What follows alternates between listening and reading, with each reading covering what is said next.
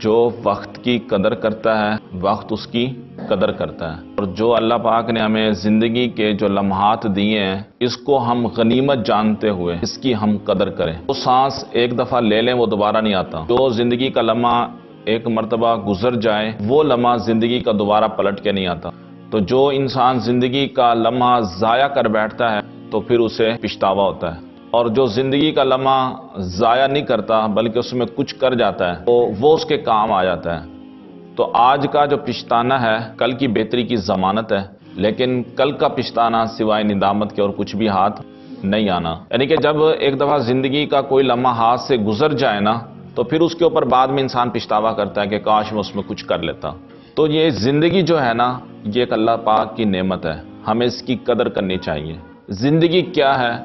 اس کی مثال ایک کتاب کی مانند ہے۔ اس کے جتنے بھی صفحات ہیں اس کے پہلے صفحے پہ زندگی اور آخری صفحے پہ موت لکھی ہوئی ہے، اور اس کے درمیان کے جتنے بھی صفحے ہیں یہ خالی ہیں۔ تو اس میں کچھ ہم ایسا لکھیں کہ جب یہ اللہ کے حضور کتاب پیش کی جائے گی تو اس وقت جو ہے نا ہمیں پچھتاوا نہ ہو، ہمیں شرمندگی نہ اٹھانی پڑے اس وقت۔ یہاں پہ زندگی کے حوالے سے اور جو لمحات جو اللہ پاک نے ہمیں دیے ہیں اس کی ہمیں قدر کرنی چاہیے۔ یہاں پہ ایک واقعہ ہے، ایک شخص کو نا ایک ہیرا ملا کہیں سے، وہ اس ہیرے کو بیچنے کے لیے غریب شخص تھا، وہ ایک سنار کے پاس چلا گیا، اس کے پاس گیا، اس نے کہا کہ یہ میں نے ہیرا بیچنا ہے۔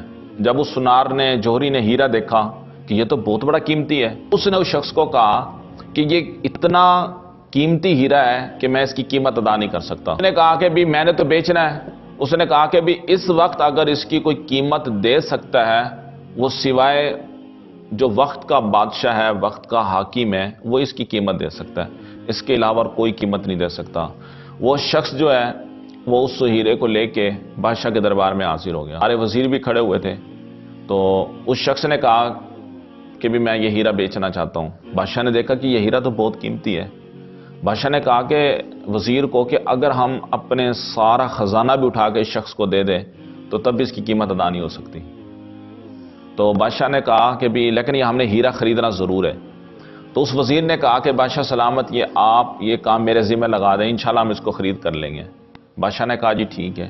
اب وزیر نے اس شخص کو آ کے کہا اس کی قیمت یہی ہے کہ بھی تو صبح سورج طلوع ہوتے ہی اس دربار میں حاضر ہو جا، ہم اپنے محل کے سارے دروازے کھول دیں گے، جس دروازے سے چاہے تو داخل ہو، تجھے کوئی بھی روکنے والا نہیں ہوگا، اور سورج غروب ہونے تک تیرے پاس وقت ہوگا، تو سورج طلوع ہونے سے لے کے سورج غروب ہونے تک جو بھی اس دربار میں سے جو بھی خزانہ نکال سکتا ہے، مال نکال سکتا ہے، وہ سارا تیرا ہو جائے گا۔ وہ شخص بڑا خوش ہوا، وہ گھر آ گیا خوش ہوتا ہوا۔ اس کو خوشی کے عالم میں ساری رات نیند نہیں آئی، کہیں ایسا نہ ہو میں صبح اٹھ ہی نہ پاؤں، میری آنکھ ہی نہ کھلے۔ اب وہ سویا ہی نہیں پوری رات، خوشی سے کچھ کھایا بھی نہیں، اسے ساری رات تو جاگتا رہا، بھوکا بھی تھا۔ صبح سورج طلوع ہوتے ہی دربار میں حاضر ہو گیا۔ وعدے کے مطابق سارے محل کے دروازے کھلے ہوئے تھے۔ جب پہلے حال میں داخل ہوا دیکھا کہ وہاں پہ جو ہے نا بادشاہ سلامت کے بڑے خوبصورت قسم کے لباس، شاہی لباس جس کو بولتے ہیں، وہ بڑے خوبصورت ٹنگے ہوئے ہیں۔ اب ایک تو لباس تھا نہیں، ایک اتارتا پھر وہ پہن لیتا، دوسرا پہن لیتا، دوسرا اتارتا، تیسرا پہن لیتا۔ اسی طرح اس نے کئی گھنٹے لباس اتارنے میں اور پہننے میں ضائع کر دیا۔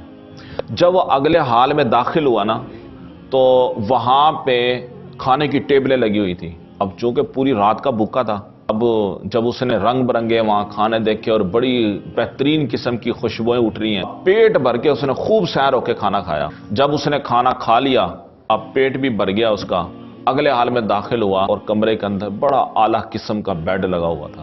اب اس نے کہا کہ میرے پاس تو پورا دن ہے، چلے میں کچھ دیر سو لیتا ہوں۔ اب بادشاہ کا جو بستر تھا بڑا نرم تھا، اب وہ جو ہے نا بستر پہ جا کے لیٹ گیا۔